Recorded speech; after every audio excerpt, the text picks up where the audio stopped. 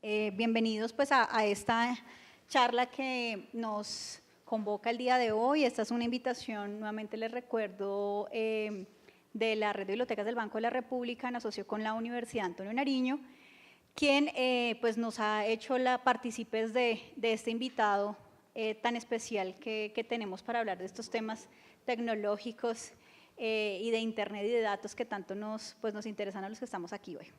Para hacer una presentación un poco más detallada de nuestro invitado, yo le doy la palabra al profe Carlos Sandoval, profesor de la Universidad Antonio Nariño, para que nos cuente un poquito acerca de nuestro invitado. Y también quiero hacer una invitación, pues a pesar de que este auditorio pues es tan grande y que normalmente estamos acostumbrados a hacer unas conferencias, sí quisiera pedirle a nuestro invitado que hiciéramos luego de la charla un espacio para que conversemos. Digamos, es un giro que queremos darle a todas estas actividades, en donde tengamos mucho más espacio para preguntar, para estas inquietudes. Entonces, pues la presentación que él hará, siéntanse ustedes también muy invitados a tomar nota de sus inquietudes para que luego conversemos alrededor de esto, obviamente, pues en la medida en la que el tiempo nos da, pero pues estamos reservados hasta las 5 de la tarde, ya esperaremos de nuestro invitado el tiempo que él nos va a regalar para este ejercicio.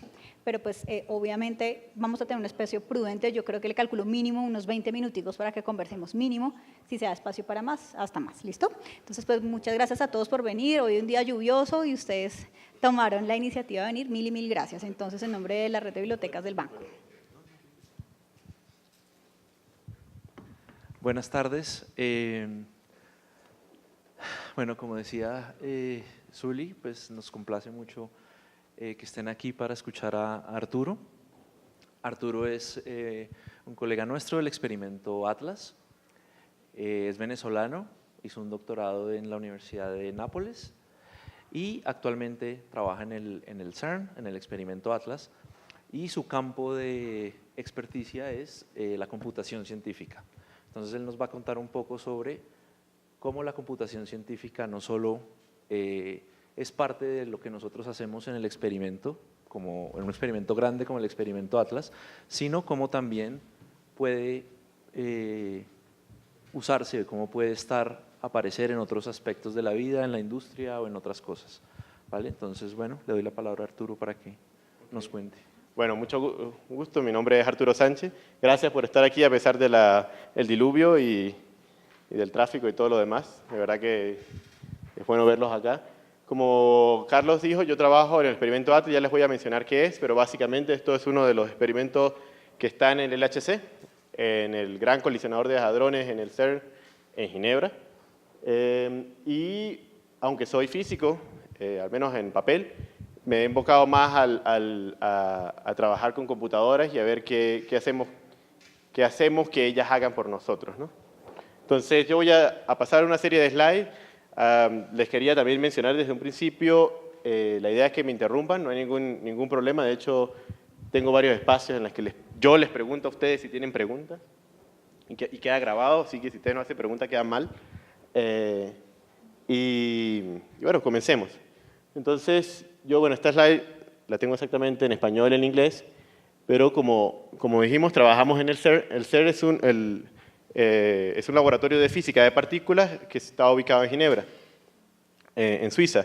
Y seguro lo habrán escuchado en las noticias, como este gran acelerador de protones que choca partículas unas contra otras y trata de crear los momentos iniciales del Big Bang y tratar de crear nuevas partículas y ver de qué está hecho el universo, básicamente. Eso es lo que hacen ellos, ¿no? Los físicos.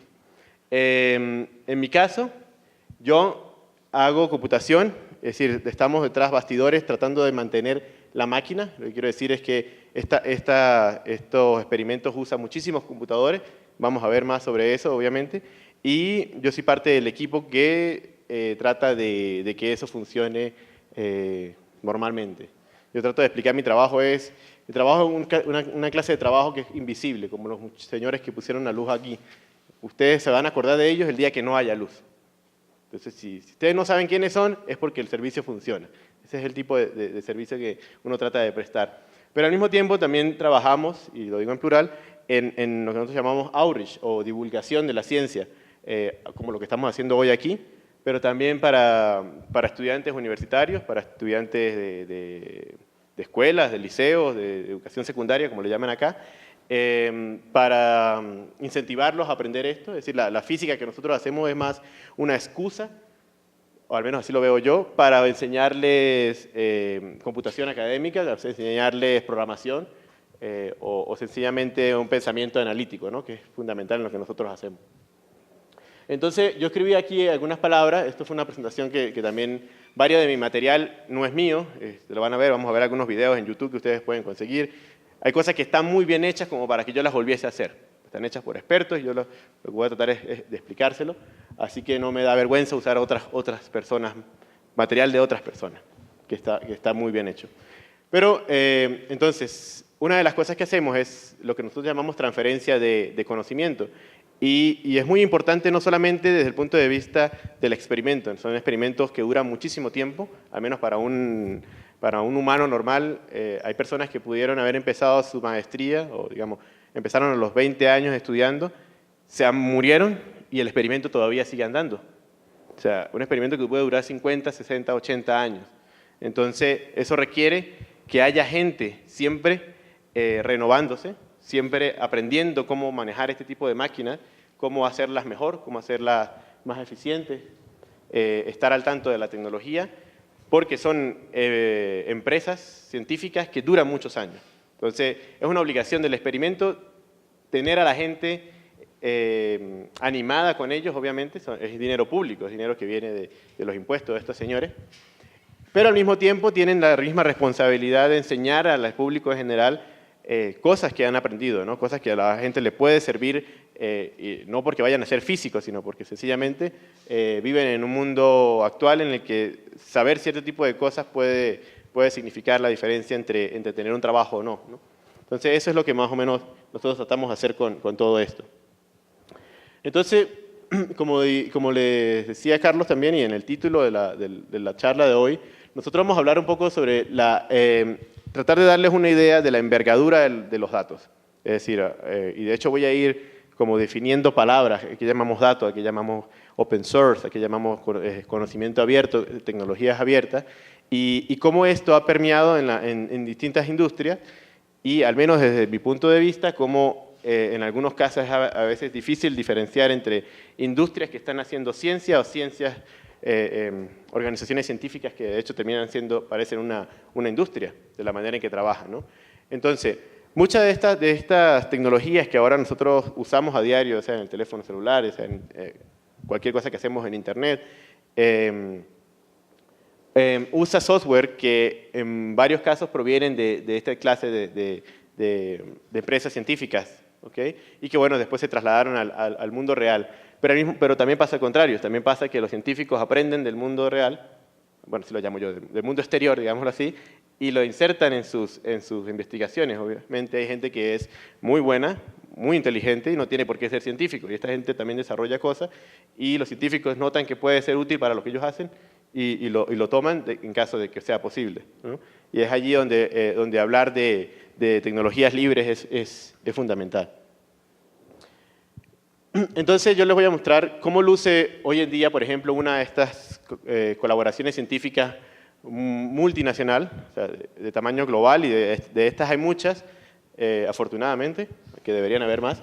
Yo les voy a tomar siempre como ejemplo lo que hacemos nosotros, pero esto se puede trasladar a muchas otras colaboraciones científicas, no solamente en la física. Entonces, bueno, ya por aquí hay algunos enlaces que yo igual les voy a dejar esto para que ustedes lo vean. Eso está en internet ya, ¿no? Esto ya, si me equivoqué, eso ya está afuera. Es otra de las cosas interesantes del internet. Ya lo que está publicado, ¿no? Entonces, insisto, tomo como ejemplo, de nuevo, la colaboración Atlas, que es uno de los experimentos que está dentro del CERN, que es un laboratorio incluso muchísimo más grande. El experimento Atlas tiene alrededor de 5.000 miembros, es decir, investigadores, técnicos, estudiantes de doctorado, investigadores seniors, asesores científicos, que trabajan en este experimento y que vienen de prácticamente cada país del planeta. Y estos, no hay solo uno. Dentro del CERN hay varios de estos experimentos con miles de investigadores asociados a uno de ellos. También a mí me parece increíble porque, de hecho, tú no puedes ser, usualmente no puedes ser miembro de dos experimentos a la vez, ¿sí? De estos grandes, ¿no? Entonces, si en el LHC, por ejemplo, hay más de un experimento, uno se llama CMS, ALICE, en nombres así, acrónimos. Si yo soy Atlas, yo no puedo ser ALICE. Entonces, si sabemos que Atlas tiene 5.000 miembros, CMS 3.500, ALICE 2.000, LHCb 1.500, son de verdad la suma de todos ellos, ¿no? Hay más de 10.000 personas trabajando solamente para el LHC, que es uno de los experimentos dentro del CERN.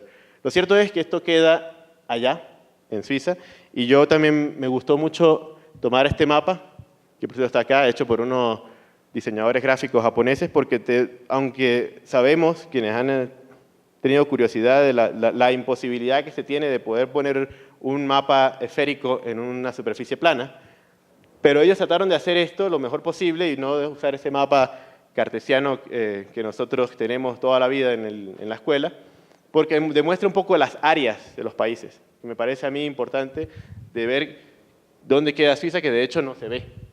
Al menos yo no lo veo sin los lentes. Con respecto a otros países del mundo, lo cierto es que, como les decía,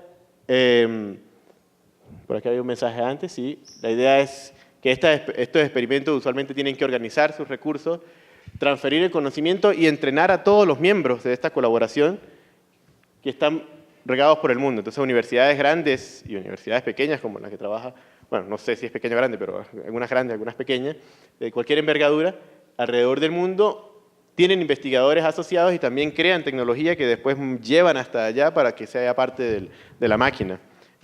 Entonces, eso es lo que llamamos las instituciones miembros, ¿no? Los que participan activamente con recursos humanos o técnicos dentro del experimento, pero también tienen la obligación de enseñar lo que aprenden al resto del mundo, como personas de países como yo, que ninguna institución académica de mi país es parte de estos experimentos. Igualmente, nosotros tratamos de enseñar lo que hacemos y de que sea útil.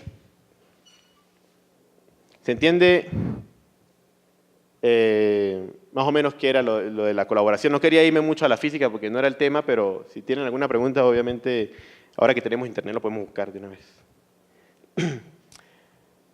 Entonces, como les decía, todo ello, el hecho de que estamos hablando de tantas personas en tantas partes del mundo, no todos estamos sentados en el CERN para bien, de hecho, todo ello supone la búsqueda e implementación de técnicas, ¿okay? Supone que hay que armonizar un poco el cómo nos comunicamos, no solamente desde el punto de vista del lenguaje, pero además de cómo hacemos las cosas, del mismo sistema métrico. Suena obvio, pero a veces no es así, ¿no? Estamos trabajando con las personas en los Estados Unidos que tienen el suyo propio y no se terminan de cambiar. Y bueno, ese tipo de cosas, pero además de técnicas y herramientas que permitan maximizar la cantidad de personas, insisto, no solamente porque somos todos buenhechores y queremos que todo el mundo aprenda, sino porque son experimentos que requieren muchísimo lo que nosotros llamamos ahora human power. Necesita muchísimos recursos humanos de gente calificada para hacer este tipo de cosas. Entonces, las herramientas tienen que ser lo suficientemente genéricas para poderle enseñar a una persona que vive en Taiwán, como una persona que viva en Buenos Aires, como a alguien que esté en Boston, y minimizar costos. Una vez más, si ustedes usan, y aquí es cuando empiezan a formarse el concepto de open source, de open data, de recursos abiertos. Si ustedes imaginan que cada una de estas personas tenga que pagar por una licencia, ya vamos a ver un poquito más de eso, por el software que estamos usando, va a ser muy difícil porque van a haber universidades que sí se pueden dar el lujo de pagarlos, mientras van a haber universidades que no. Y una vez más, no es cuestión de que, bueno, ustedes no pueden porque son pobres y basta, sino que el experimento en sí mismo necesita todas estas personas. Entonces, hacer herramientas que sean gratis o al menos de bajo costo y que limiten estas islas de conocimiento, es decir, que solamente haya un polo en alguna parte en el mundo donde la gente sabe esto y nadie más lo sabe porque no puede. Entonces me preguntaba aquí a mí mismo en mis peleas nocturnas, ¿no? Ok, Arturo, pero ¿qué pasa si esos recursos no existen?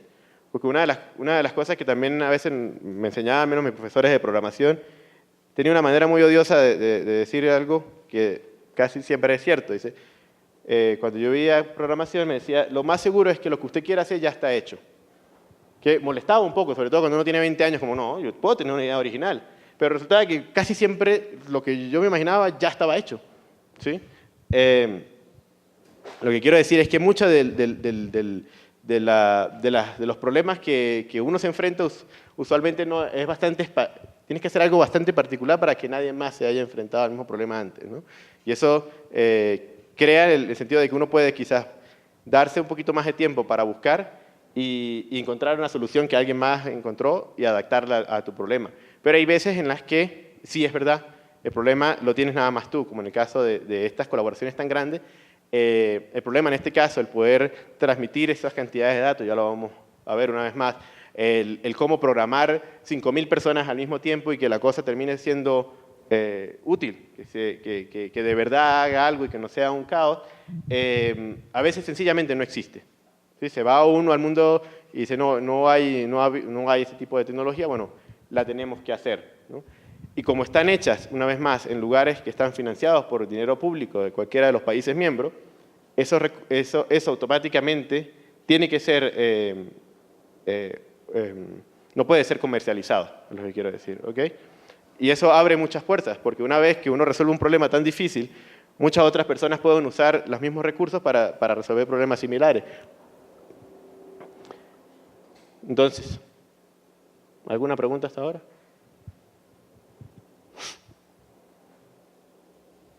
Entonces vamos a revisar algunos conceptos y esto yo lo hago casi siempre porque hay muchas cosas que, y vuelvo otra vez a mis profesores, que uno a veces sabe muchas cosas muy complicadas pero se les olvidan lo básico, los conceptos más básicos y eso resultan ser los que los terminan a uno poniendo en problemas. Entonces, algunos de los conceptos que quería explicar era dominio público. Y aquí van a ver siempre una mezcla entre inglés y español. Recuerden que muchas de estas cosas surgen de lenguaje anglosajón y usualmente uno lo traduce, la traducción queda fea y termina uno usando el mismo que ellos ya le pusieron. Entonces muchas de estas cosas están escritas en español y en inglés. De hecho, fue todo un reto tratar de escribirlo en español. Suena tonto, pero muchas de estas cosas son naturales en inglés. Entonces traducirlo suele ser complicado, pero al mismo tiempo me permite hablarlo. Entonces, vamos a hablar un poquito de qué es dominio público y las diversas licencias. Me parece un tema bastante interesante. Que llamamos una fuente abierta o open source, en este caso. Software, que también puede ser, digamos, ¿a qué vine yo a escuchar que era software? Claro que yo sé que es software, ¿no? Y al final datos, que me parece una de las cosas más importantes de saber y que es difícil, aunque no parezca. Entonces, no vamos a leer, insisto, todo esto está, ya lo pueden leer ustedes con calma. La idea es que obviamente las láminas fuesen útiles no solamente ahora, sino para después. Entonces, hay texto aquí y mucho de este texto es sencillamente tomado de Wikipedia. Las personas que han escogido para escribir esto usualmente tienen bases, ¿no? Entonces, los conceptos están bien escritos allí. Pero entonces, en principio, algo que es de dominio público es algo que es de todos. O sea, todo, en este caso, los humanos, como especie, pueden usar esto sin pagar ningún tipo de licencia, sin decirle a nadie o pedir permiso primero para hacer ningún tipo de uso. Y ese uso puede ser comercial o no. Entonces, existen obras, digamos, por ejemplo, obras literarias, artísticas de milenios que son patrimonio de la humanidad y la gente las puede usar sin estarle pidiendo permiso a nadie, ¿no? Ya sea en imágenes, ya sea en algún documento, ya sea algún escrito, ya sea alguna lengua muerta que está en una piedra, ese tipo de cosas. Pero también incluyen cosas que la gente hace, ¿sí? Personas como ustedes, nosotros, yo, que crea software o que crea, una vez más, toma fotografía, ahora que todos tomamos millones de fotografías cada uno de nosotros, y dice, bueno, esto es de dominio público, yo lo regalo, ¿sí? Y bueno, y alguien más lo puede usar, y basado en esa regla que tú ya lo diste allí, no lo puedes retraer, ¿cierto? No es que yo regalo una fotografía y resulta ser que esa fotografía fue de la iglesia que yo acabo de ver aquí, es mi primera vez en Bogotá, por cierto, entonces muy bonita, y de repente su foto se vuelve famosa y ustedes deciden, ah, no, ahora voy a cobrar por la foto. No, no, la cosa no puede ser retroactiva. Una vez que es dominio público, es así, por lo justo que se le dio, ¿no? Pero también existen las licencias, es decir, esto no es un 1-0, ¿no? Es blanco y negro, como decimos. Existen diversas licencias, o hay organizaciones que seguro la han escuchado como Creative Commons, que se dedican a tratar de pintar un área entre lo que es el copyright, es decir, lo que estamos en la extrema derecha, en la que la gente tiene una vez más fotografías o software o algún libro, y eso tiene derechos de autor. O sea, cada vez que prestan un libro, quizás aquí en la biblioteca, la primera página dice prohibida cualquier reproducción parcial o total escrita en cualquier medio habido y por haber y que habrá en el futuro. Usted no puede copiar eso sin la previa autorización de los autores o de la editorial, etc. Pero existen personas que igual dicen, bueno, yo no quiero tal restrictividad porque quiero que mi obra llegue a más personas, una vez más, ya sea software, ya sea una obra literaria, pero al mismo tiempo, pues yo tengo que comer. Pongámoslo así, ¿no? O sea,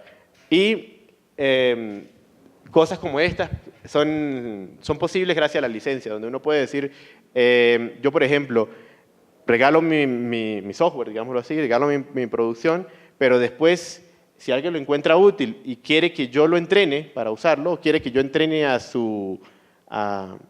imagínense ustedes tienen una pequeña, ¿cómo le llaman? Una pymes, ¿no? Una pequeña compañía, y tienen 10 trabajadores, y yo quisiera que usted lo entrenara en el software que es gratis y que está en un repositorio. Entonces ahí sí yo digo, bueno, yo los entreno y yo les cobro algo. Esa persona tiene un modelo de negocios en el que el producto como tal es gratis, pero las asesorías o quizás algún soporte técnico, quizás, una vez más, training o alguna cosa en particular que el software hace, está pagada. ¿Sí? O sea, hay un híbrido en estas cosas y eso los permiten hacer licencias como las que están mencionadas allí. Entonces, bueno, también hablábamos de qué era el software. Entonces, el software es, como está escrito acá, el soporte lógico de un sistema informático. Es decir, es la serie de instrucciones que uno le da a una computadora, como computadora, prácticamente cualquier cosa, ya hay hasta relojes y termostatos y cualquier cosa que tenga un chip es técnicamente una computadora, y que le dice qué hacer. ¿Okay? Y cuándo hacerlo y bajo qué inputs, ¿no? Bajo qué condiciones reaccionar. Gracias. Entonces, ese tipo de cosas pues no vive en la vida real. Software es sencillamente una invención que está siempre contenida en una computadora y ustedes no lo pueden sacar de allí, ¿no? Es algo que está almacenado en un mundo virtual. Pero nosotros sabemos que es bastante real, al menos para nuestra vida diaria. Y finalmente, un dato. ¿Qué son datos?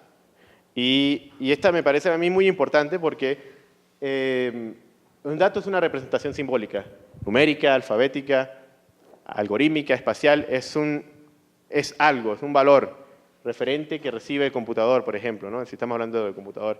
Pero datos, para mí es vital decir que datos no es información, ¿sí? Un dato es una cosa. Cuando usted lo analiza, cuando usted le da contexto a ese dato se vuelve información, ese dato se vuelve útil. Por sí solo, datos no son nada, ¿ok? Es cuando uno consigue sacarle sentido a esos datos, que consigue información de esos datos, es que ellos se vuelven valiosos, ¿ok? Entonces, cuando se habla de estos conceptos de Big Data, siempre hablamos de datos y el que tenga más datos es el que va a saber más. No, el que sepa cómo sacarle información a los datos es el que va a saber más, ¿sí? No el que tenga los datos. Por sí solos no hablan, por sí solos no dicen nada. ¿Okay? ¿Alguna pregunta? Mira, ¿podrías darnos un ejemplo de un recurso que tú necesitabas y que no existe? Sí, claro. Por ejemplo, ahora existe, entonces por eso voy a hablar en el pasado, ¿no? Porque obviamente no. Pero existían, por ejemplo, o no existía, que yo soy medio joven, igual vivía en la transición, lenguaje de computadora en que uno pudiese escribir ese software. O sea, digamos, cuando la transición de la universidad a estar allá, los profesores y la gente que hacía esta clase de ciencias tenía un modo de escribir en la computadora, o sea, un lenguaje de programación que era bastante bueno hasta aquel entonces, pero que las computadoras que ya venían era bastante lento.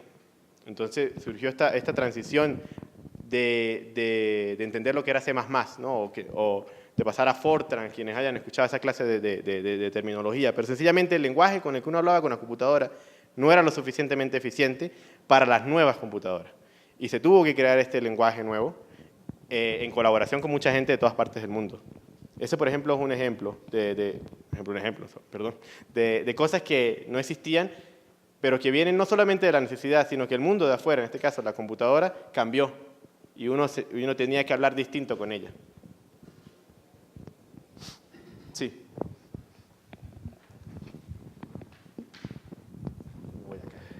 Tú hablas del concepto de Big Data. En mi entender, no es solamente tener una masa de datos, sino es otra cosa. ¿Tú nos podrías ampliar claramente el concepto de Big Data? Sí, nos vamos a ir por allí. O sea, no sé si me esperas, pero o sea, Big Data sencillamente es cuando tienes muchos datos. Ya voy a ver qué quiere decir muchos, ¿no? Porque a veces dice, bueno, ¿a qué llamas tú mucho? ¿Cuándo es mucho? Cuando tengo yo 1 tera, es cuestión de espacios en un disco, es cuestión de números. Entonces, si me dejas, yo te respondo la pregunta mientras voy andando.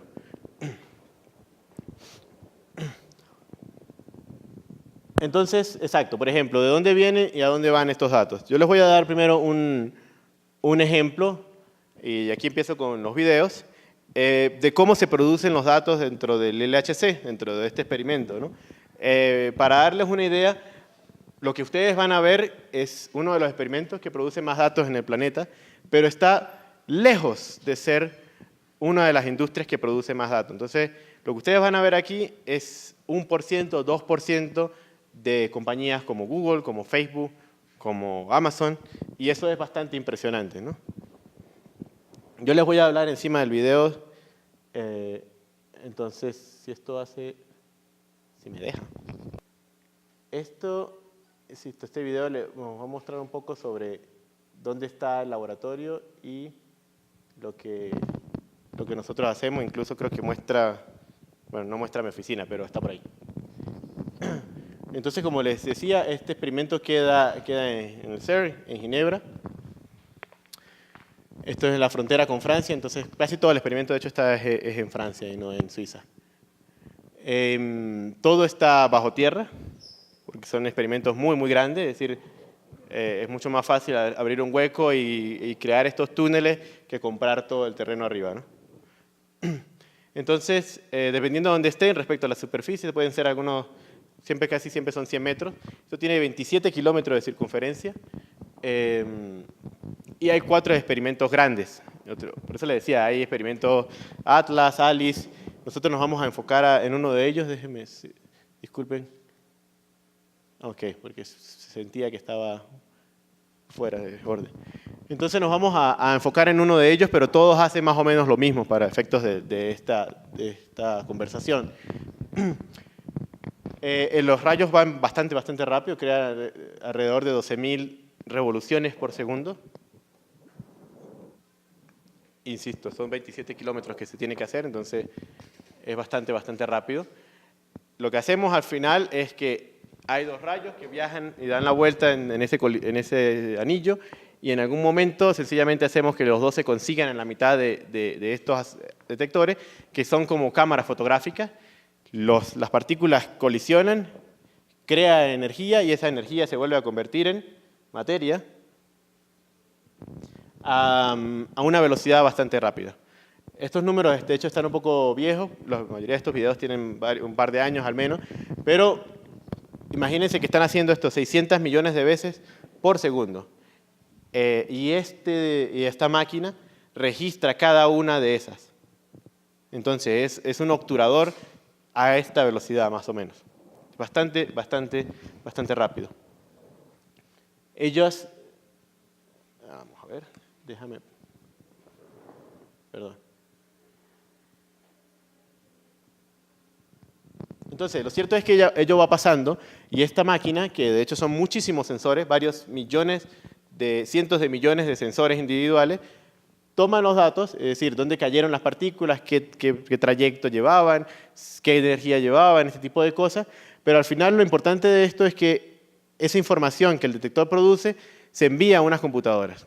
Y esas computadoras hacen un procesamiento bastante rápido y eliminan datos que ellos no se consideren relevantes. Es decir, los ingenieros programaron esto para decir, bueno, ciertos eventos que no pasen este tipo de condiciones, yo los voto porque no tiene sentido que los guarde. Son demasiados para guardarlo. Y esto va alrededor de 100 gigabytes por segundo. Va pasando por ahí.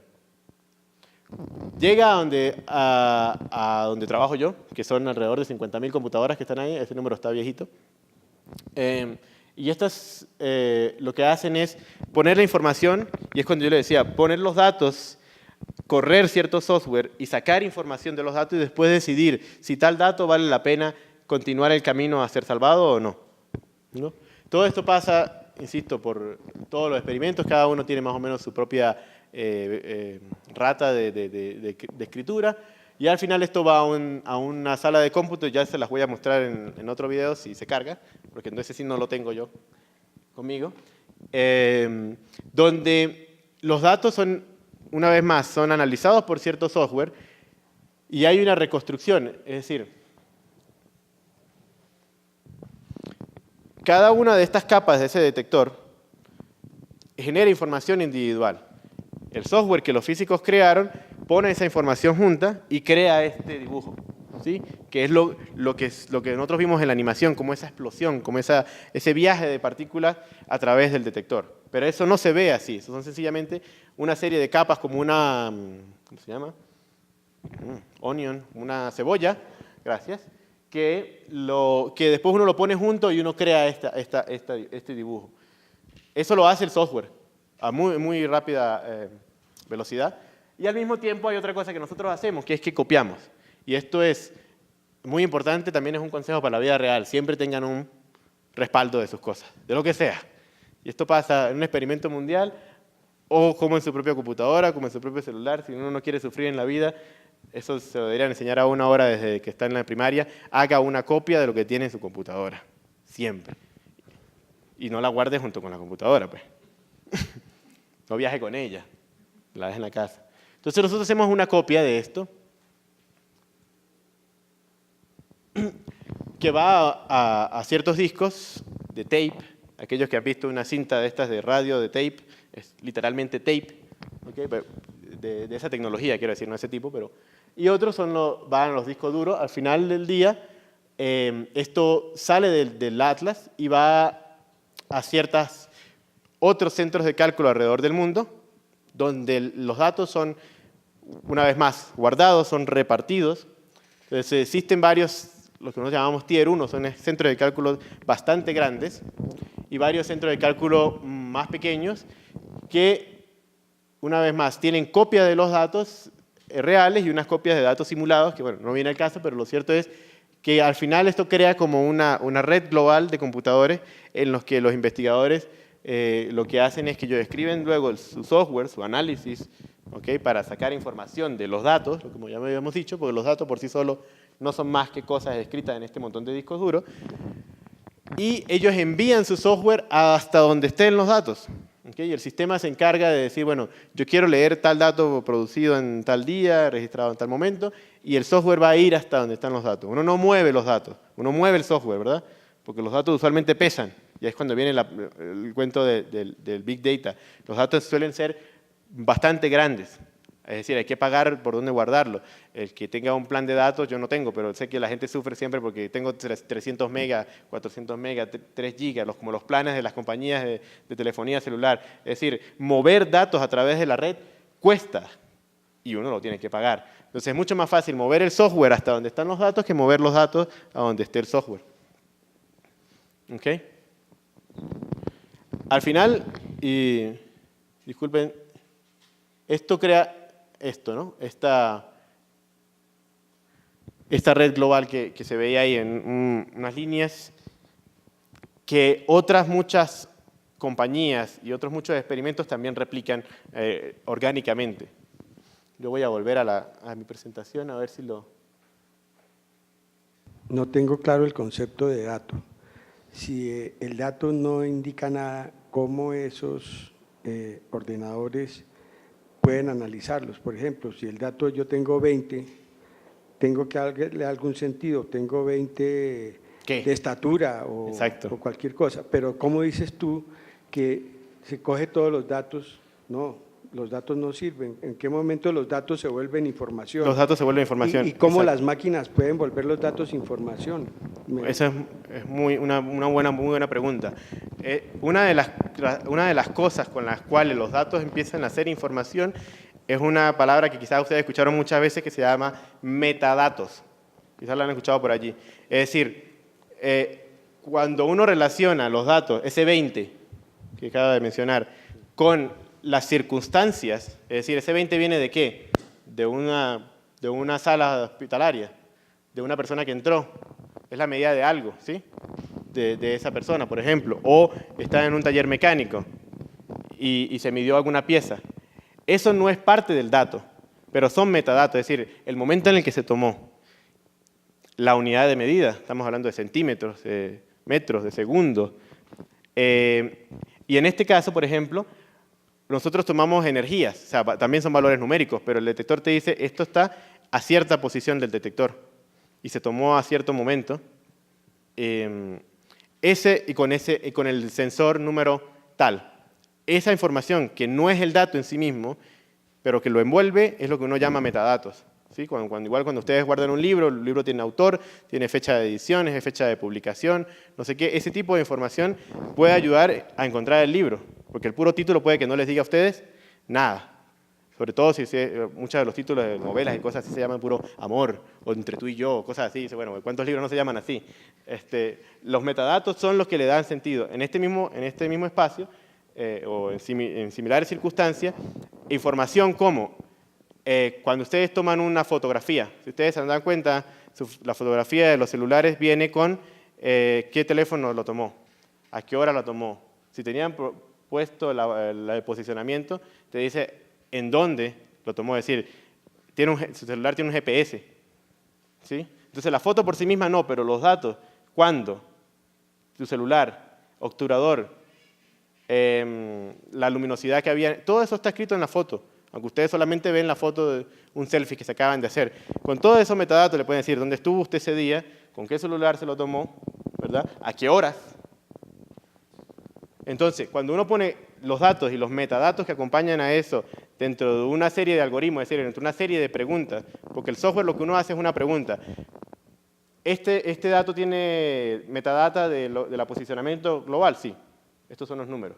Lo pasa para un lado, el software, y dice, bueno, y lo pasa por un algoritmo que interpreta ese 11 grados, 13 minutos, 40 segundos a aquí, ¿verdad?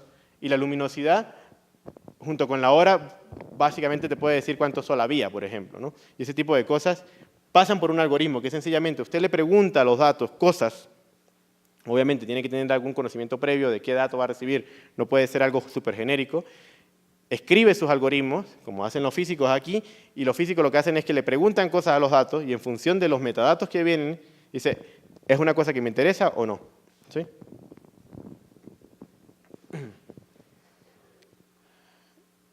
Entonces, como les decía, otras grandes colaboraciones científicas, también no solamente en física, pero en astronomía, en ciencias del clima. Ahora que he visto yo, mientras estaba en el hotel, he visto 10.000 veces la misma noticia del huracán y del huracán y del huracán que se acerca a Carolina del Norte, si me acuerdo bien, y que hay unas trayectorias predichas. Eso también son datos, es decir, hay sensores, hay boyas en el mar, y hay satélites que toman fotografías, y todo esto le hace a estos climatólogos hacer una predicción de más o menos por dónde se va a ir el huracán. Y si ustedes ven las noticias con calma, ellos no le van a dar una línea a ustedes. Dice, no, que se va a meter por aquí. Dejaban una banda. Sí, hay una predicción más o menos, cierto error, que depende del software que ellos escriben. El software que ellos escriben usualmente no es perfecto, no porque ellos no sean buenos, sino porque predecir el clima es una de las cosas más complicadas que existe ahora. ¿Okay? Es muy, muy difícil hacerlo, pero ellos igualmente no dejan de intentarlo, y por muy buenas razones, porque no solamente queremos saber si llueve o no llueve, está la diferencia entre que 1,5 millones de personas, que creo que escuché, sean evacuadas o no.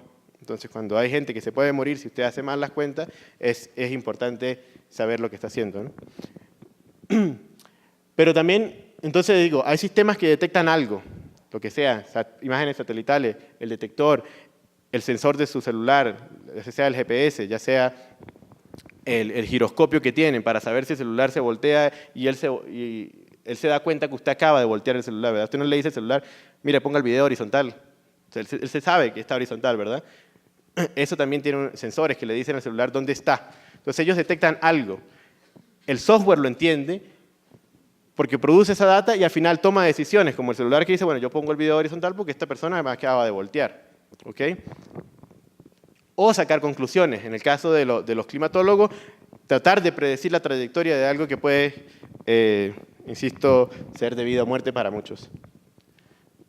Cómo se producen datos desde el punto de vista de la cotidianidad, de lo que ahora es cotidiano para nosotros, pero hace 10 años, 15 años no lo era, que es toda la información que ustedes producen, y creo que el video estaba un poco de sobra, sobre todo porque nosotros sabemos cuánta información producen ustedes cada vez que hacen un post, en Facebook, en Twitter, en cualquier red social.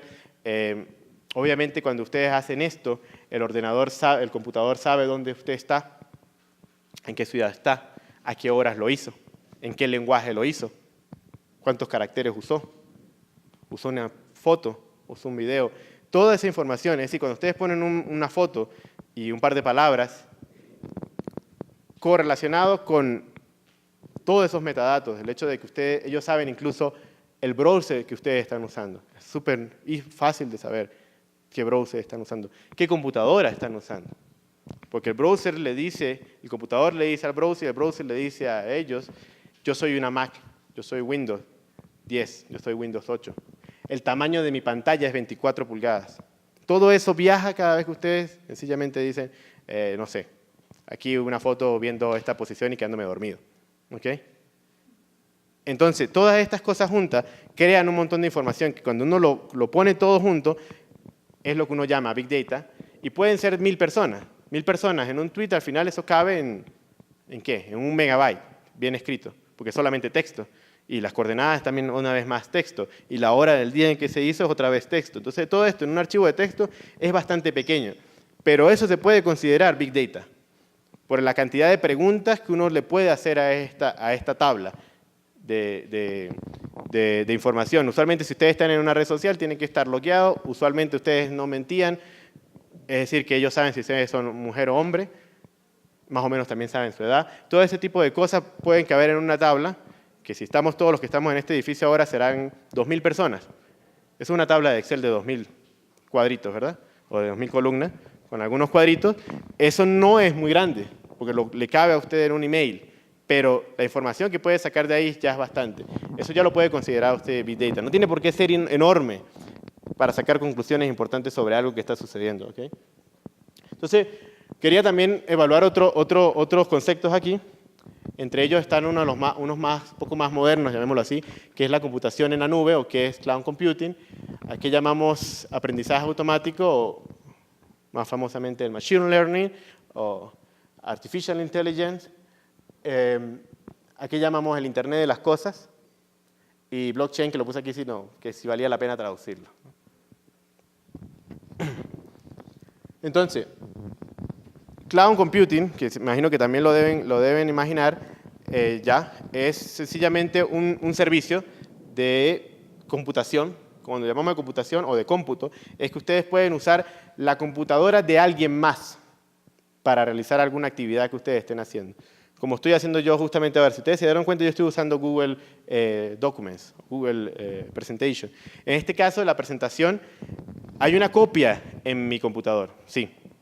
Pero si al principio, cuando yo vine acá, lo que hice fue abrir un link donde estaba mi presentación en la nube. Es decir, hay un servicio que usualmente se presta en Internet, pero no tiene por qué ser así. Es decir, uno puede tener una nube privada, es decir, un servicio en el que ustedes están corriendo algo, no en el propio aparato que tienen en la mano, sino en alguna otra parte. ¿Okay? Y eso puede ser a través de sencillamente un cable, que sería una nube muy chimba, porque bueno, no sé cómo le llaman ustedes en colombiano, muy simple, porque nube con cable eso no es una nube, pero uno puede hacer una nube con cable, o una nube de verdad solo de aire, en el que uno usa el poder de cómputo de otra computadora para hacer lo que uno quiere hacer. En mi caso, yo hice la presentación, la puse allí, y esa presentación la estoy mostrando a través de un browser, pero está viviendo en un servidor, es decir, en un computador, en alguno de los centros de cálculo que tiene Google alrededor del mundo. Es decir, yo no estoy usando mi computadora para guardar la presentación. Yo estoy usando PowerPoint, por ejemplo, y no está en mi computadora. Eso ya es un servicio en la nube.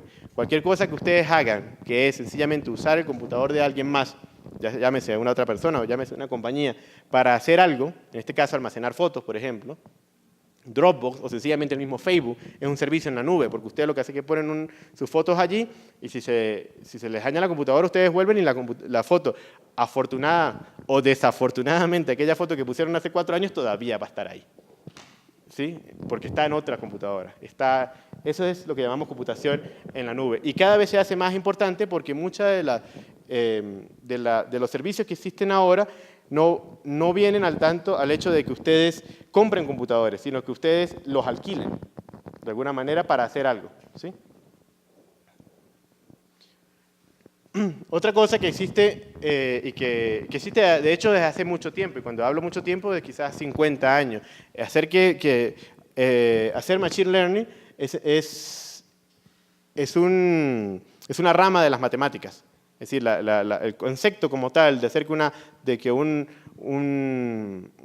serie de circuitos, un computador, pudiese aprender por sí mismo, es algo que existe desde hace mucho tiempo, y está en las películas, como hacer un robot, que el robot se movía, ese tipo de cosas, y que él, al parecer, aprendía de las experiencias, esto ya existía. Lo que no existía, y por eso el boom que tenemos ahora, y que prácticamente a muchos de nosotros nos estalló en la cara, es porque existían muchos algoritmos, pero no existía la computadora que lo pudiese correr. Y vengo con el ejemplo del lenguaje de programación de hace unos años. Ahora las computadoras son lo suficientemente poderosas para correr algoritmos que simulan las conexiones de las neuronas que tienen los seres humanos, hasta cierto punto, ¿no? En eso están ellos. La idea es que el software, como hasta hace ya varios minutos que les he dicho, uno tiene una serie de instrucciones y escribe y dice, bueno, si usted tiene este dato, pregúntele esto, y si la respuesta es esto, usted se viene por aquí, y si no, lo descarta, y si no hace esto. Sencillamente, usted tiene una serie de reglas, tiene un input, tiene un dato, y al final obtiene información. Pero son reglas fijas, son reglas que ustedes escribieron, y que en principio son inmutables. Ustedes no pueden hacer nada. Una vez que el software está escrito, es decir, lo pueden reescribir y cambiar las preguntas, pero él no va a cambiar con el tiempo. Si ustedes pidieron que si el 20 fuese más que 30, va a ser 20 más que 30, aunque no esté bien en la matemática, pero ustedes lo escribieron así. En el caso de Machine Learning, el software está escrito de alguna manera en que él entienda el output, es decir, se le da una serie de datos y él trata de comparar con datos que ya conocía y tratar de ver, es decir, si les muestra una serie de fotografías y se le pide que reconozca entre un hombre y una mujer, él lo que tiene es una base de datos en la que aprendió más o menos cómo luce un hombre o cómo luce una mujer, cuáles son las diferencias. Pero son diferencias tan sutiles, o quizás, sí, sutiles o difíciles de escribir de una manera determinística, es decir, que usted diga, si tiene 2 ojos, estamos listos, ¿no? Pues está. Si tiene una nariz, si tiene bigote, bueno, no sé, a veces pasa que hay de uno y del otro. Tiene el cabello largo, entonces es difícil, ¿ves? Se pone muy complicado y pueden haber 8.000 reglas, mientras que si hay un problema al que voy a tener que preguntarle 10.000 cosas para que diferencie entre algo que a simple vista lo puedo hacer, voy a tratar de hacer que la computadora haga lo que yo puedo hacer, que es ver y tratar de hacer la diferencia, ¿no? Con cierto grado de probabilidad. Entonces, eso existía. Ahora que existen las máquinas que son capaces de correr estos cálculos, nosotros podemos sacar ventaja de este machine learning, de este reconocimiento facial, que ya lo tienen una vez más las redes sociales y le preguntan a uno, ¿quiere que la próxima vez usted sea etiquetado automáticamente porque la computadora es capaz de saber que usted es usted? Y eso ya es bastante. Era una cosa inimaginable hace 5 años. Otra cosa que también era inimaginable, hace tiempo era tener Internet de las cosas. El Internet de las cosas o el Internet of Things es cuando uno tiene conectadas cosas a Internet. Dice, bueno, pero eso ya existía, Arturo, una vez más, ¿no? La computadora está conectada a Internet. Nosotros no somos la Matrix, ¿no? No es que nosotros, es la computadora quien está conectada a Internet celular. Nosotros aún no. Pero es cuando ellos se hablan entre ellos, cuando existe una tostadora que le dice al refrigerador, que le dice al bombillo, que le dice a la puerta que se abra porque yo voy llegando, que le dice al bombillo que se prenda porque yo estoy cerca, que le dice al termostato que suba la temperatura porque bajó de 21 grados. Cuando los equipos han sido programados para reaccionar automáticamente ante una serie de cosas y uno se puede hablar entre ellos, eso es lo que uno llama la Internet de las cosas. Y se pronostica que para ya algunos años las cosas conectadas, es decir, cosas que no son un computador personal, que no son un celular, no son algo que un humano está usando, van a ser un orden de magnitud más que aquellas cosas que los humanos usan directamente. Es decir, los carros van a hablar entre ellos, los sensores van a hablar entre ellos, las paradas de autobuses van a hablar con el autobús. ¿Sí? Eso es lo que llamamos Internet de las cosas. Una vez más, hasta hace poco no se podía hacer. ¿Por qué?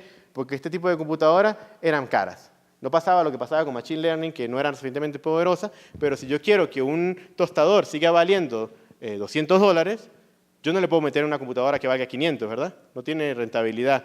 Pero otra cosa que ha sucedido al mismo tiempo de que el avance del software es que el hardware es cada vez más barato. ¿Sí? Ahora hay sensores, uno puede comprar una computadora con todas las de la ley por $5. ¿Sí? Que es la famosa Raspberry Pi, que quizás han escuchado más de una vez, pero es un nombre de muchas compañías que hacen este tipo de circuitos y que uno puede comprar por fracciones de algo que antes era, bueno, había que gastarse un mes, 2 meses, un año de salario para poder conseguir. El hecho de que ahora ese tipo de sistemas computacionales valgan mucho menos que antes y que el software sea capaz de correr en ello, hace que ahora uno pueda imaginar un proceso en el que, si ustedes tienen un carro, tampoco yo manejo, pero me imagino, ustedes llegan a un parking, el parking es pago, el carro le pagó al parking, no usted al parking. ¿Sí? El carro tiene su propia cuenta. ¿Sí? Él tiene su propio dinero, claro, usted se lo dio como quien le da a su hijo de 12 años dinero, ¿no? Pero él es el que lo está gastando, no usted. ¿Okay? Él pagó por ello. Es decir, el carro tiene una identificación, el carro es capaz de saber cuándo tiene que pagar y cuándo no, y el parque cuándo es dejarlo entrar y cuándo no. ¿Y por qué yo vengo con ese ejemplo? Porque el siguiente concepto es bastante importante también. Otra cosa que hemos escuchado muchísimo, sobre todo ahora, es blockchain, blockchain, blockchain, Bitcoin, Bitcoin, blockchain, Bitcoin. ¿Por qué Bitcoin es no blockchain? Y los nerds empiezan a decir, bueno, es que blockchain no es Bitcoin y tú no sabes. Bueno, blockchain es sencillamente una base de datos.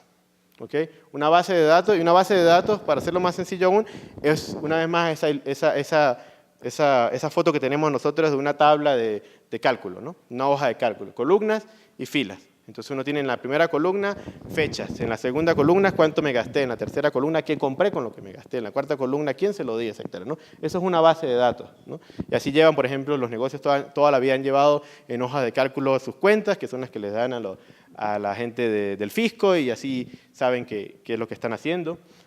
Lo que hace diverso o lo que hace genial y revolucionario de blockchain como base de datos es que es una base de datos inmutable. O hay una palabra que me gustó mucho que está aquí, que irrefutable. Es decir, es una base de datos en la que una vez que usted escribe algo allí, nadie tiene el poder, absolutamente nadie en el mundo tiene el poder de cambiarlo. Y eso lo hace muy, muy poderoso.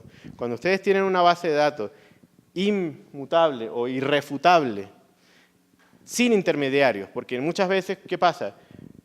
En los sistemas de pago tradicionales, ustedes tienen una tarjeta de crédito, es decir, ustedes tienen dinero en un banco, el banco sabe cuánto dinero tiene usted va a comprar algo, en ese lugar pasa su tarjeta de crédito, de débito, lo que está haciendo es, esa máquina le está preguntando al banco si usted tiene ese dinero para poderlo pagar, la transacción se autoriza si ese es el caso, regresa esa información y usted obtiene lo que quiso comprar.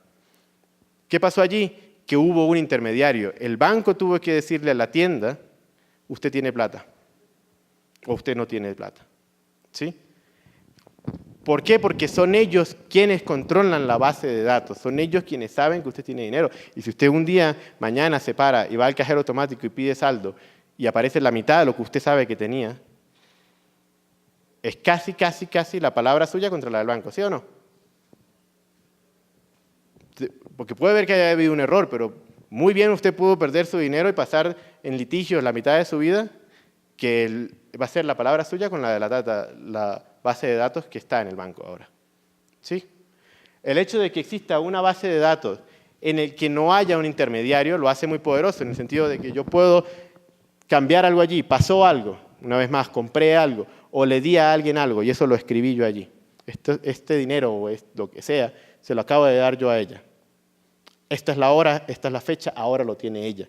Y no hay manera de reescribir eso, no hay manera de borrar eso, de borrar ese intercambio. Eso puede ser muy útil porque hace que pagos entre cosas sea mucho más rápido. Porque una vez más, ahora imagínense el concepto del carro pagándole al parking. Si el carro tiene dinero, en algún momento, si ese dinero no está en el carro en sí mismo, lo que va a pasar es lo mismo que pasa con su tarjeta. Va a ir hacia una agencia, un banco o algo, y le va a preguntar, ¿este carro tiene dinero? Sí, vuelve, lo extrae y lo deja pasar. Pero ahora no va a tener que preguntarle a nadie.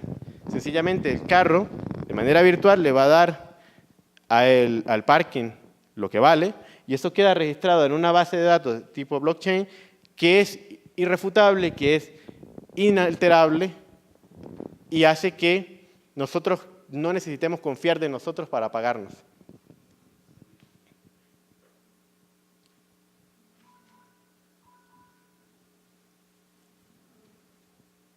Entonces, a todo esto viene, después al final uno le hablan de criptografía, habla de que la base de datos, bueno, uno la puede hacer difícil de leer, juegan con muchas cosas, pero lo importante de esto es que es una base de datos en la que ustedes escriben algo y en lo que la información es imposible de borrar una vez que eso suceda.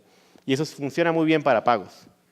Y por eso es que existen todas estas monedas virtuales, ¿no? Bitcoin, Litecoin, Ethereum, etc.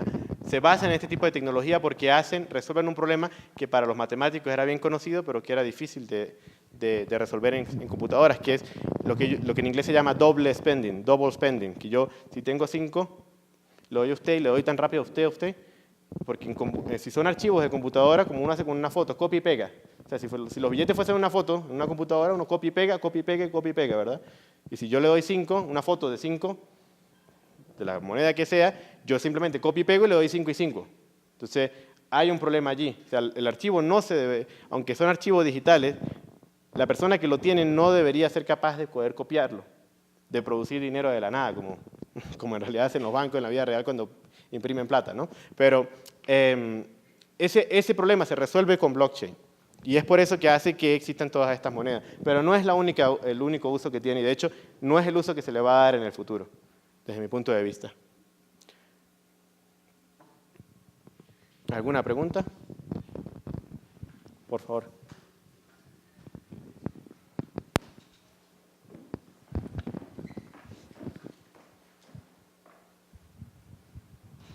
Mira, ustedes los expertos a menudo se traban ahí manejando el computador. ¿Qué le ha hecho? Yo vi que usted tenía Google Chrome y no le funcionó y pasó a Firefox. ¿Qué le indicó eso? ¿Cómo hacen eso? ¿Pasé de dónde? Disculpe. Estabas manejando Google Chrome y no te funcionaba, entonces pasaste a Firefox. ¿Cómo hiciste eso? ¿Cómo lo piensas o cómo organizas eso? ¿Cuándo pasa uno de ese buscador al otro? Bueno, en ambos casos estoy en Chrome. Lo que pasó es que yo puse mi presentación en la nube, literalmente, pues dije, bueno, si se me pierde el computador, yo igual voy a dar mi presentación. Está ahí en un link y espero que si ustedes lo visitan en su casa, lo van a ver, está escrito al final.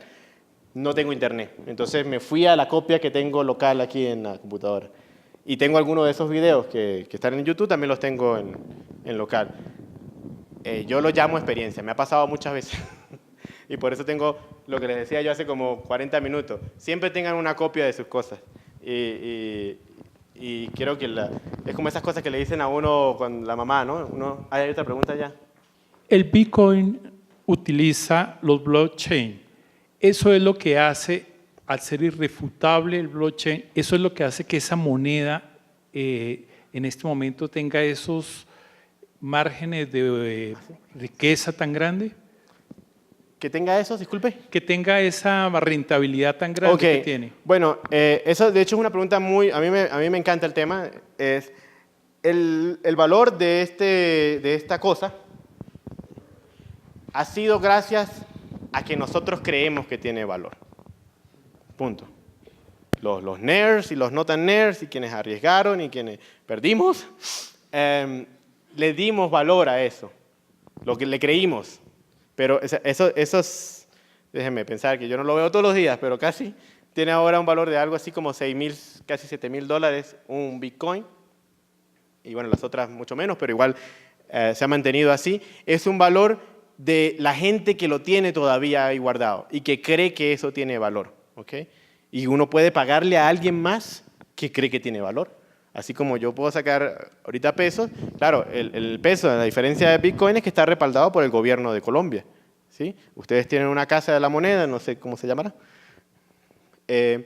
y una serie de leyes que hacen que ese dinero que ustedes dicen que vale 30,000 pesos y que ese taxi cuesta eso, esa carrera, es una creencia. Es que nosotros nos pusimos de acuerdo y dijimos, sí, eso es lo que vale.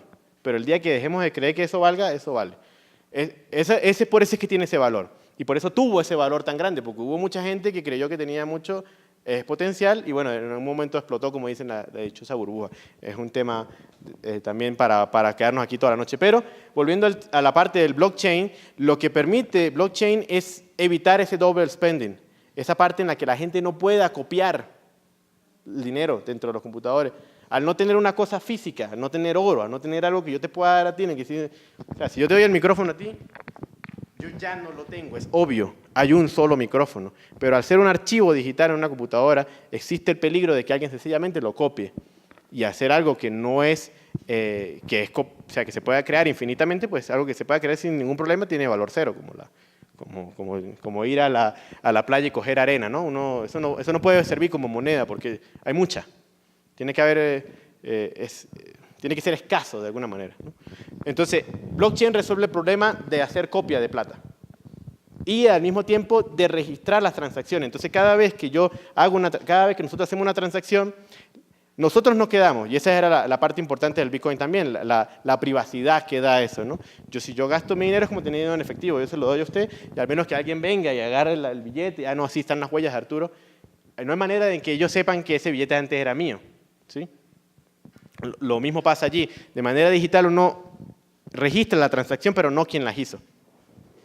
Esto mostraba otra cosa distinta, pero les quería dejar a ver, porque al final la charla era tratar también al mismo tiempo de mostrarle cómo luce un centro de cálculo en una facility, en un lugar como el CERN, pero no solamente, en lugares en los que se hace este tipo de ciencia, y cómo luce un centro de cálculo dentro de Google. De hecho, no hay diferencia, aparte del hecho de que ellos por alguna razón usan luces más tenues, porque debe ser que les da como más, se ve como más bonito cuando apagan las luces en los centros de cálculo, no sé, se ve como más tenebroso, ¿no? En las películas siempre están los señores allí a oscuras, por alguna razón. Nosotros no estamos a oscuras porque si no, ¿cómo vemos? Pero la idea de estos dos videos era mostrarles que nosotros tenemos prácticamente los mismos sistemas. O sea, hay una parte de la seguridad también de los datos y es algo que cada vez se hace más difícil. También escuchan ustedes muchas noticias de que alguien se robó, no sé, 10 millones de tarjetas de crédito y usuarios y password de alguna compañía de seguro o de alguna agencia de viajes, ¿no? Cuando si ustedes usan Booking o si usan alguna aerolínea, por ejemplo, usualmente uno por comodidad se guarda el nombre, la cédula, el número de pasaporte, deja hasta una tarjeta de crédito allí porque bueno, uno viaja de vez en cuando. Lo que está haciendo es dándole esa información a alguien que bien puede ser robado y perderla, ¿no? De ser expuesto. Entonces existen sistemas físicos de seguridad, o sea, cuando uno va allí uno tiene que identificarse para evitar que alguna persona que no se supone que tiene que estar ahí saque información de manera física, porque uno piensa siempre en los hackers, pero uno puede pensar en alguien que sencillamente entra y lo agarra con las manos, ¿no? Entonces, este tipo de infraestructuras usa mucha tecnología, de hecho, de acceso libre, porque la manera de comunicarse entre ellas, es decir, el sistema operativo de ellas usualmente está basado en Linux, ya sea que ustedes estén trabajando para Facebook, ya sea que ustedes estén trabajando para Google, o en experimentos científicos como nosotros, todas las computadoras lucen exactamente igual. Este es parte del trabajo que yo hago, por ejemplo, ¿no? Y usamos sistemas los mismos sistemas operativos, todos usamos Linux para hacer este tipo de cosas. Otra cosa que por lo menos ellos hacen, ellos destruyen físicamente aquí el disco antes de ponerlo en la basura, porque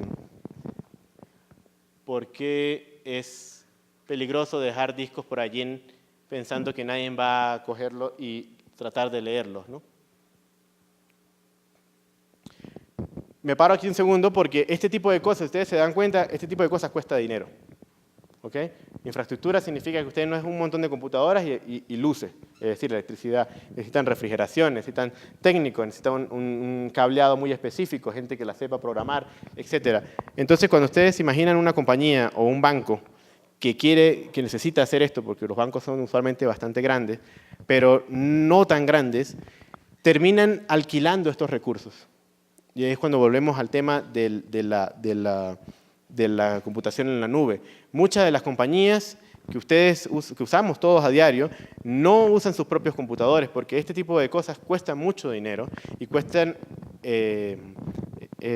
recursos humanos que usualmente no existen. Y también es un consejo para quien esté todavía dudoso de participar en el mercado laboral. El saber esto usualmente es bastante rentable, porque son muy pocas personas las quienes lo saben y se paga bastante bien. Lo que quiero decir es que al ser un sistema que cada vez se hace más complejo, menos compañías tienen el suyo propio, sino que lo alquilan.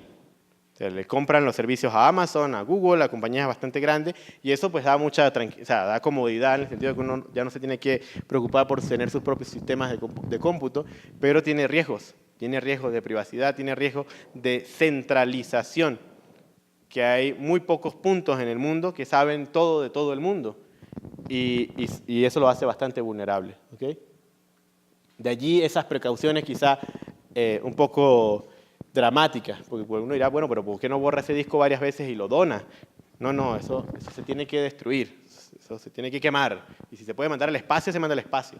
O sea, por ese tipo de cosas, porque los datos que están allí con el software correcto pueden traducirse en información que puede generar muchísimas pérdidas para mucha gente. Y bueno, lo que presentaba esta señora acá era el centro de cálculo en el CERN, y era un minuto más en el que les mostraba eso. Entonces, lo cierto es que así, al menos como yo lo veo, poco a poco las fronteras entre lo que es la industria y lo que es la ciencia que hacemos ahora se va un poco diluyendo. Porque la ciencia y la industria consiguieron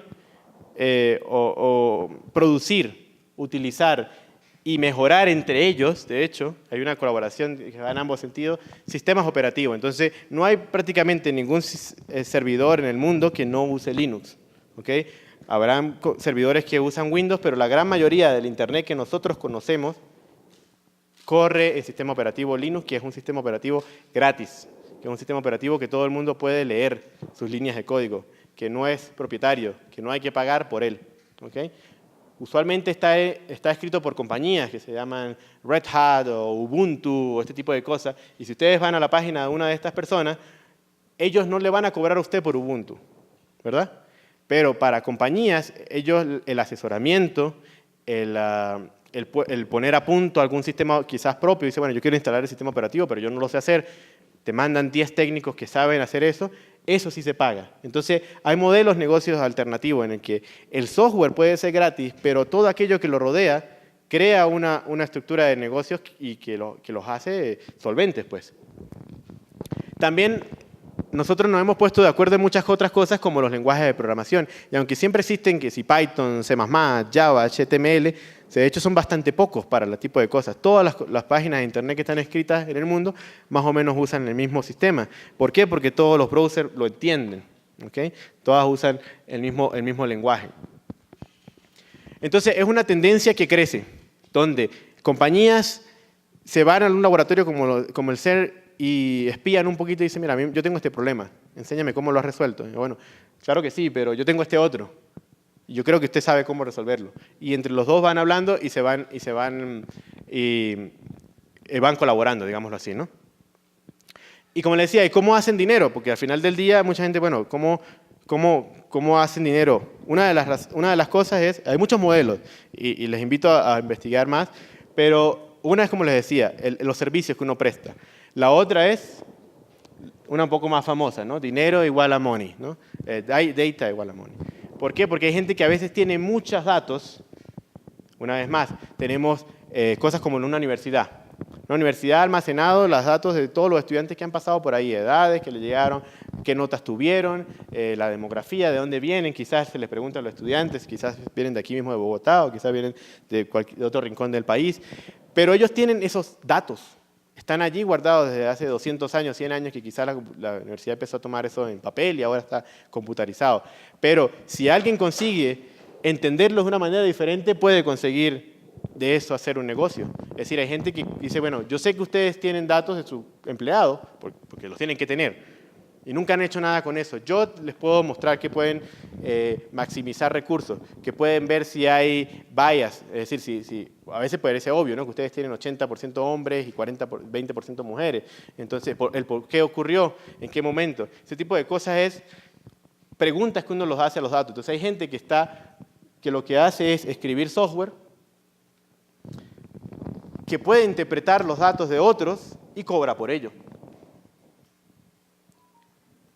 Entonces, está a escala industrial y está a escala individual. Nosotros también producimos un montón de datos que los regalamos todo el tiempo. Como les dije, cada vez que ustedes postean algo, cada vez que ustedes se loguean en el Wi-Fi del aeropuerto, tienen que decir quiénes son, tienen que dar un número de teléfono. Todo eso lo regalamos.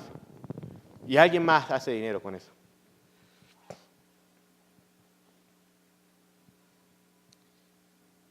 Este no va a pasar, me imagino que no. Entonces vamos para terminar, veamos un poco, bueno, pero igual, aquí habían un par de videos, pero creo que hemos hablado bastante sobre estos dos señores. Lo que les quería mostrar era cómo se traduce, de esto también hablamos, de cómo blockchain hace que exista Bitcoin, pero una cosa no es la otra. No sé si tienen alguna pregunta acerca de eso. Hay un par aquí.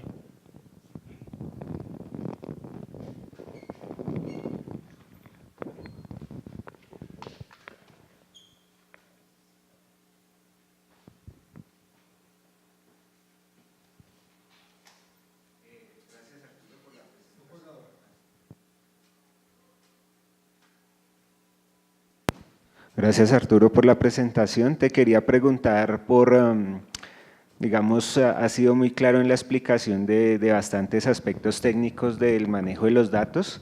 Me gustaría que nos contaras desde tu experiencia un ejemplo de cómo la tecnología un poco se mezcla con la parte humana, es decir, cómo por ejemplo, desde el proyecto Atlas, a través de todas estas tecnologías que nos comentaste, sea esa colaboración. ¿A qué me refiero?